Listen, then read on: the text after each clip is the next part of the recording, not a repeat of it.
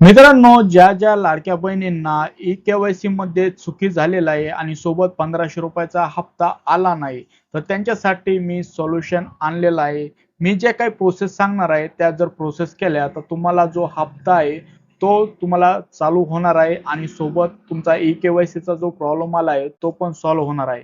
तर मित्रांनो, तुम्हाला हा व्हिडिओ शेवटपर्यंत बघायचा आहे, जेणेकरून तुमची ज्या चुकी झालेल्या आहेत त्याच्यामध्ये तुम्हाला सोल्युशन सापडणार आहे. आणि अशाच लेटेस्ट अपडेट मी तुमच्यासाठी घेऊन येत असतो. त्याच्यासाठी आपल्या युट्यूब चॅनलला सबस्क्राईब करून ठेवायचं आहे. तर मित्रांनो, चला व्हिडिओला सुरुवात करूया. आता इथे बघू शकता, दुसरा पॉईंट दिसत असेल तुम्हाला. बँकेत जाऊन तुम्हाला जर काय काय प्रॉब्लेम येतात आणि तुम्हाला काय काय करायचंय, तर हे दुसऱ्या पॉईंट पासून चालू करणार आहे. आणि ई-के-वाय-सी बद्दल जो पण पहिला पॉईंट आहे महत्वाचा, तो तुम्हाला मी व्हिडिओच्या शेवटपर्यंत सांगणार आहे. तर तुम्हाला थोडा पण व्हिडिओ स्किप न करता प्रत्येक जे स्टेप आहे त्या शेवटपर्यंत बघायच्या आहेत. आता बँकेत जर तुमच्या ई-के-वाय-सी मध्ये काही प्रॉब्लेम असेल किंवा डीबीटी मध्ये प्रॉब्लेम असेल, तर तुम्हाला काय करायचं आहे, कधी कधी तुमचं जे डीबीटी आहे ते ऍक्टिव्हेट नसतं, तर तुम्हाला बँकेत जायचं आहे, आधार कार्ड आणि बँक पासबुक घेऊन जायचं आहे आणि त्यांना सांगायचं आहे की डीबीटी स्टेटस हे ऍक्टिव्हेट करा. आता याच्यावरती एक पॉईंट झाला की हे तुमचं सोल्युशन इथं होणार आहे. भरपूर जणांचं इथंच प्रॉब्लेम असणार आहे.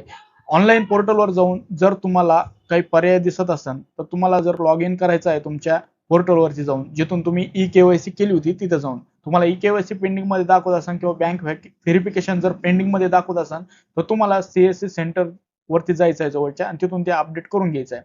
आता जानेवारी महिन्यामध्ये ₹1500 हप्ता न येण्याचं कारण काय आहे?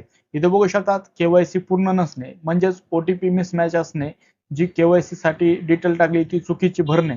आता जर बँक डेबिटचं स्टेटस हे आधारला लिंक नसन, जुनं बँक असन किंवा बँक अकाउंट चुकीचं दिलं असन, यामध्ये काही पण मिस्टेक जर झाले असन, तर तुमचा इथं एक प्रॉब्लेम येऊ शकतो की तुम्हाला हा ₹1500 हप्ता मिळू नाही शकत. आता अर्जामध्ये काही जर चूक केली असेल, जसं स्पेलिंग मिसमॅच केलेलं असेल, आधार नंबर चुकीचा टाकला असेल, बँकेचा आयपीसी चुकीचा टाकला असेल, तर तुमच्या खात्यामध्ये पैसे येत नसतात. आता इथं बघू शकता, पात्रता आणि निकषात काही बदल झालेला आहे का. जर तुमचं उत्पन्नामध्ये काही जर मर्यादा ओलांडलेली असेल, 2.5 लाखापेक्षा जास्त असेल, तर तिथून पण तुम्ही इथून बाद होणार आहेत या योजनेअंतर्गत.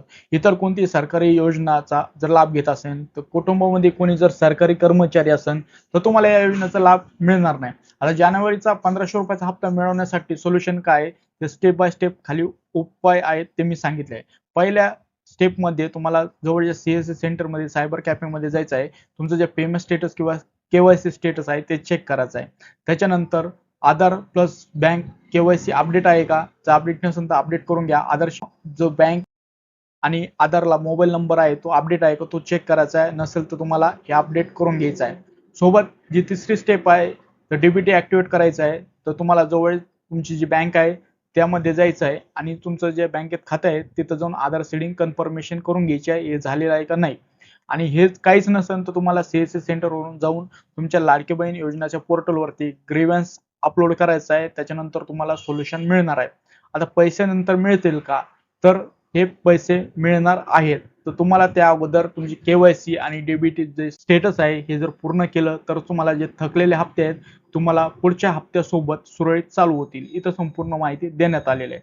आता ई-के-वाय-सी बद्दल आपण माहिती जाणून घेणार आहोत. आता मित्रांनो, ई-के-वाय-सीचं पोर्टल सध्या काही दिवसापर्यंत हे बंद आहे. ते लवकरच चालू होणार आहे आणि जसं चालू होईल त्याबाबतची अपडेट आपल्या युट्यूब चॅनलवरती सर्वात प्रथम येणार आहे. त्याच्यासाठी आपल्या युट्यूब चॅनलला, इंस्टाग्राम पेजला तुम्हाला फॉलो करून ठेवायचं आहे.